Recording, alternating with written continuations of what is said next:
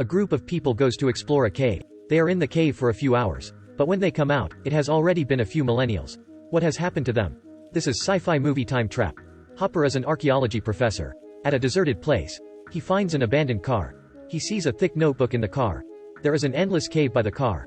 When Hopper goes there to check it out, he discovers that there is also a cave on the mountain. So he immediately goes in to have a look.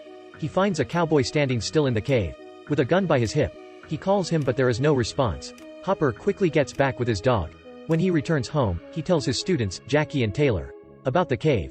For safety, he intends to go there alone. He soon arrives at the cave. He still sees that cowboy standing there. As Hopper approaches him, a transparent boundary appears before his eyes. After touching it, he enters the boundary. 2 days later, Jackie and Taylor realize that the professor has not returned. So he decide to go look for him. They borrow a car from Kara, along with Kara's sister, Vives, and her friend, Furby. They soon finds the abandoned car. Taylor finds a photo in the car. The one in the photo is their professor's family member. Turns out that the professor is looking for his missing person. They find an old rope. They follow the rope. They see a cave, but the rope is cut inside the cave. To find out, Taylor asks Taylor to stay outside. They go inside with climbing ropes. Then they also feel the transparent boundary. On the other side, the professor is also stepping into the boundary. He sees that the cowboy is slowly moving, and gradually gets to the normal pace. At this moment, Hopper sees the light outside flickering. Then a weird sound comes out of the cave. He feels something strange and immediately runs back. It's already dark outside. He gets back to his car. The car is already covered in wild weeds, just like it has been abandoned for years. Hopper also finds the car that Taylor's group drove. He sees Jackie's backpack inside. He guesses that his students were also here. He feels like something bad has happened, and returns to the cave right away. Hopper takes the remaining glow sticks, and throws them into the cave. When he gets to the boundary, the glow stick float in the air, just like time has stopped. Then Hopper walks into the boundary, and the glow stick drops on the ground. Hopper continues to walk deeper into the cave.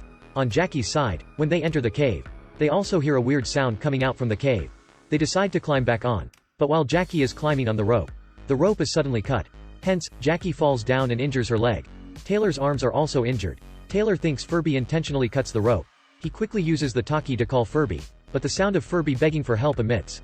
Everyone feels odd. To investigate, they continue to enter the cave. They arrive at a hole above the ground with lights coming in. Kara climbs on a rock, and is about to climb up. She unexpectedly sees Furby's body. They turn on Furby's camera. They are so shocked.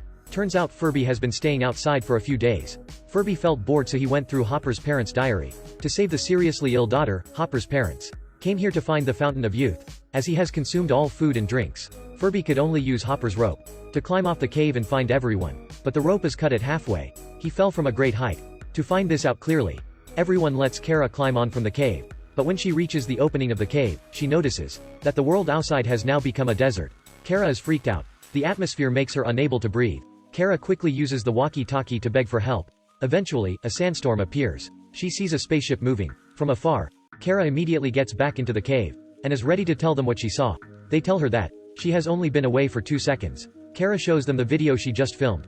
Taylor guesses that the time inside and outside of the cave are not the same. The shimmering light outside the cave probably is the sign of sunrise. Every time the light flicks, 1 day passes. Furthermore, the rope is apparently not cut, but it frays by time.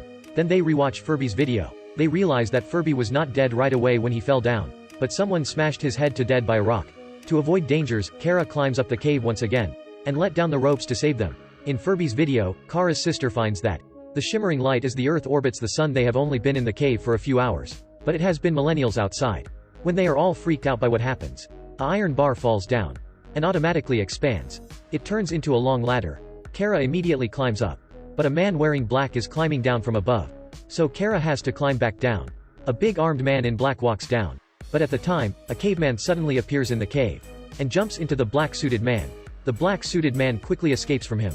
He beats them and ties them down. Taylor's group is so scared of the black-suited man that they quickly run into the cave.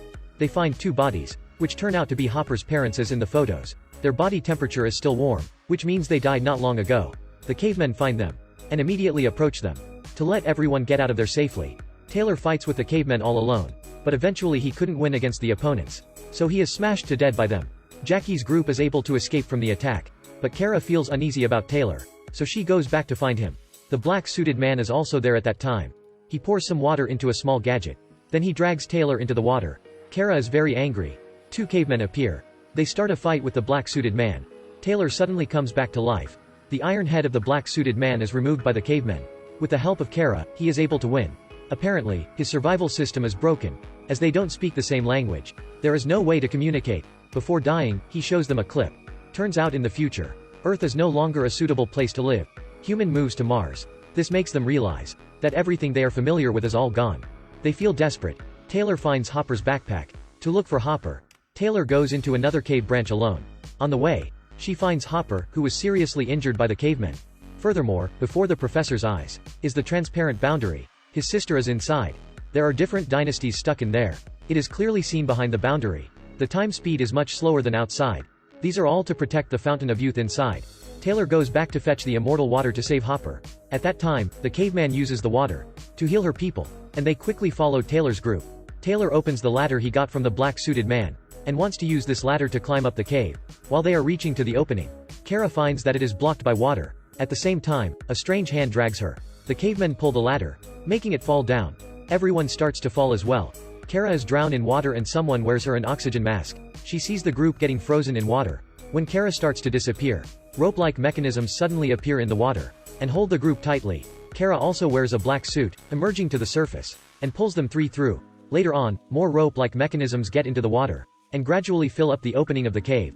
Furby, who is drowned in the water, suddenly awakens, freaked out. He finds himself inside a spaceship and sees two spacemen who look like aliens. Hopper also comes to the surface. He is very surprised of what is before his eyes. Then the group comes appear in front of them. They are soon adapted to the new life in the spaceship. Then Hopper's parents and sister also appear. Then the spaceship starts to speed up and leave the Earth, carrying them to a new home for human.